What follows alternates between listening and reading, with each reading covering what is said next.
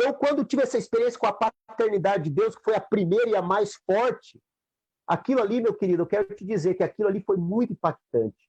Claro, aí veio o processo da santificação, do discipulado. Aí eu, como eu falei, peguei firme, fui colhido por uma igreja desse Alexandre, aonde o pessoal me amou, discipulado. O amor foi impactante. Mas tem o outro lado, eu tinha fome e sede de Deus. Eu não esperava as pessoas me ligarem ou irem atrás de mim. Eu que estava atrás das pessoas querendo, me fale mais desse Deus, me fale mais do Espírito Santo.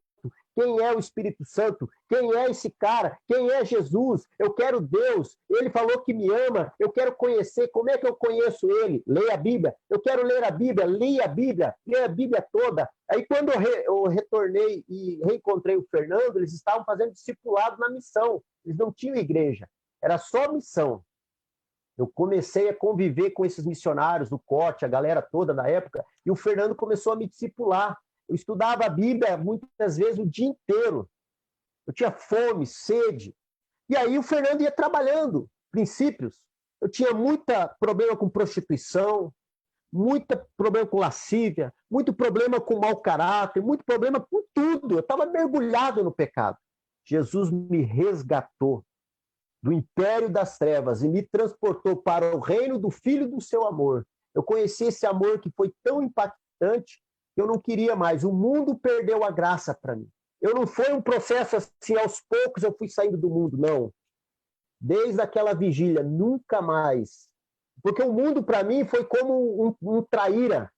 Alguém que me iludiu, alguém que me prometeu um monte de coisa e arrebentou a minha vida. E é isso que o mundo faz, é isso que o pecado faz, é isso que o inimigo faz, como a gente diz. Ele te dá a corda, a hora que você está no fundo do poço, ele fala, não, vem que eu vou te ajudar. Daqui a pouco você se enrola mais ainda, porque um abismo chama outro abismo, um pecado leva a outro pecado, e aí você está pior a cada dia mais. Um abismo chama outro abismo, e depois ele te joga lá no meio da cova, né? E manda te enterrar para morrer na pior situação, porque ele veio para matar, roubar e destruir. Mas eu descobri Jesus, o bom pastor, que deu a vida por mim, por todos nós. E aí, meu querido, eu quero te dizer, eu nunca mais, de fato, fui a mesma pessoa. Porque eu falava, ô Fernando, eu estou com esse problema aqui, o que eu faço? Eu não ficava esperando ele me cutucar e falar, Gil, você está bem? Gil, você está precisando de ajuda? Não, Fernando, aconteceu isso hoje comigo. Interessante.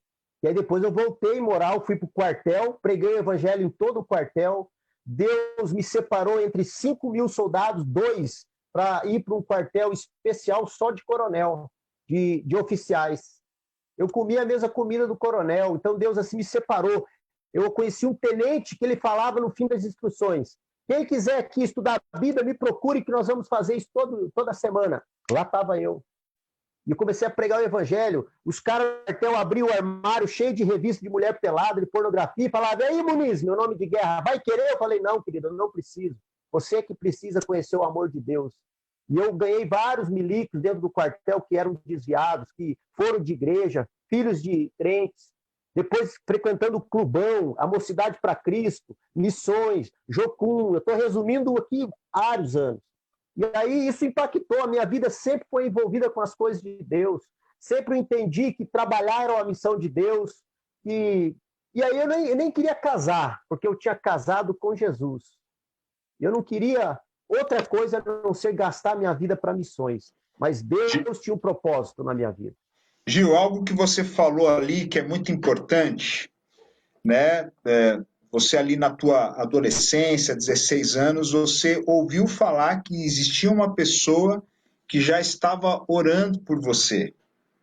E aí eu gostaria de fazer o link com o plano de Deus para as nossas vidas. Deus já usando uma pessoa que talvez não te conhecia, mas que já estava orando pela sua vida, porque ele entendia que você precisava ter um encontro com Deus. Queria que você falasse um pouco mais disso, sobre o plano de Deus para a tua vida, para as nossas vidas, e essa função tão linda, tão importante que é a oração, né? A gente interceder pela vida de outra pessoa. Sabe, meus queridos, isso é muito verdade, José, que está falando. Deus sempre levanta pessoas. Pode ter certeza, você que está passando, que vai passar aqui ouvindo esse testemunho depois, porque vai ficar gravado.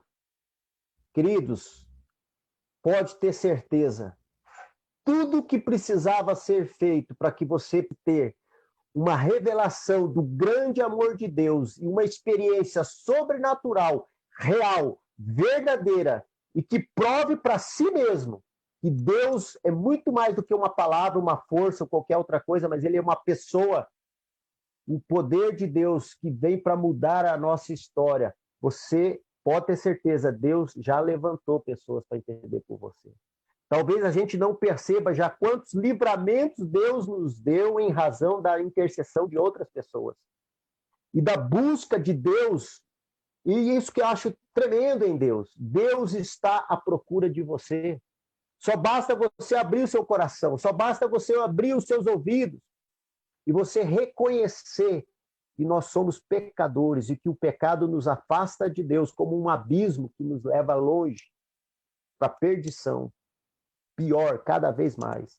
Mas quando você se quebranta, quando você se arrepende, quando você reconhece, eu não tenho outra saída a não ser correr para Deus e não correr de Deus. E quando eu entendi isso, eu corri para Deus. É como aquele filho pródigo, sabe, que falou assim, chega, o mundo já me destruiu, o pecado já me arrebentou. Eu sei agora que existe um meu pai, tem uma herança eterna para mim, eu vou correr para ele. Se ele não me aceitar, tudo bem, mas eu pelo menos vou retornar para a casa dele. E foi isso que aconteceu comigo, eu retornei para Deus. E aí, eu costumo dizer, Deus é do tamanho do vazio do seu coração. Então, se você permitir um pouquinho que seja, Deus vai começar, através daquela fagulha, acender uma chama gloriosa no seu coração. Você nunca mais vai ser a mesma pessoa. Você não será mais refém deste mundo e do pecado. Você será uma pessoa que tem uma identidade eterna, com poder, com algo que queima de dentro para fora, gente, algo sobrenatural. E depois, José, eu tive uma experiência sobrenatural. Deus me deu muitas experiências. Eu fui arrebatado.